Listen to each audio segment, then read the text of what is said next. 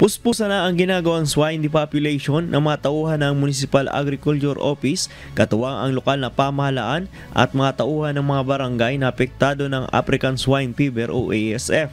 At sa ngayon po, ongoing po ang depopulation ng mga affected ASF positive case dito sa San Jose. So, ngayon ay halos nasa 10,481 heads na ng baboy ang aming na-depopulate, na pag-aari ito ng 1,262 hog raisers dito sa aming bayan ng San Jose. Ayon kay Municipal Agriculturist Romil Kalingasan, Incident Commander Head ng ICS, layunin ng nasabing hakbang na mapigila ang pagkalat ng virus sa mga kalapit barangay nito. Ang nakakalungkot, sa kabila ng aming pong depopulation ay tila ba parang na lang, kunin na lang namin yung mga suspected, yung may mga yung may mga signs and symptoms na. At hindi na para yung paglaganap, kasi napakabilis. Pakabilis ng paglaganap ng virus. So talagang kahit pa sabihin natin sabayan ng depopulation, kahit na nga po lumampas kami doon sa 500 meter radius, ay hindi pa po namin naagapan na makaliban ito o makapunta doon sa mga more than 500 meter radius. Kasi talagang napakabilis ng pagkalat ng virus.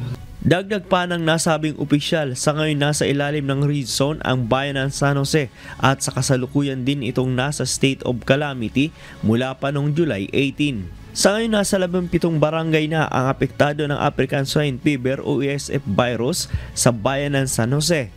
Ang mga barangay na apektado ng ASF: Barangay Mapaya, Barangay Marin, Barangay Mabini, Barangay Labangan Poblasyon, Barangay Bayutbot, Barangay Bagong Sikat, Barangay Bubog, Barangay San Agustin, Barangay Sentral, Barangay La Corba, Barangay San Isidro, Barangay Magbay, Barangay Camburay, Barangay Morta, Barangay Batasan, Barangay San Roque, Barangay Pag-asa. Ito, yung pangatlong pagkakataon ay may tuturing na agad na outbreak, kasi pagkakuha ng sample at pagkalabas ng resulta ay nagkasunod-sunod na po.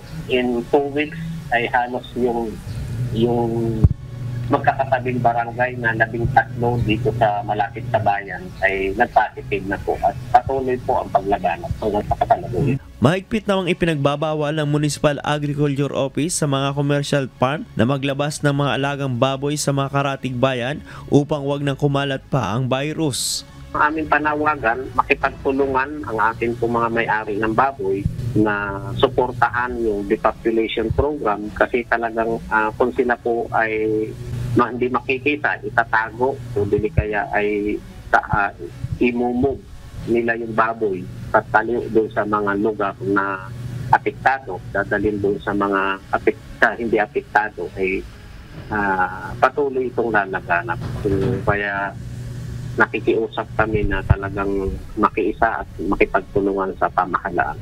Christian Lopez, humahataw sa balita ngayon.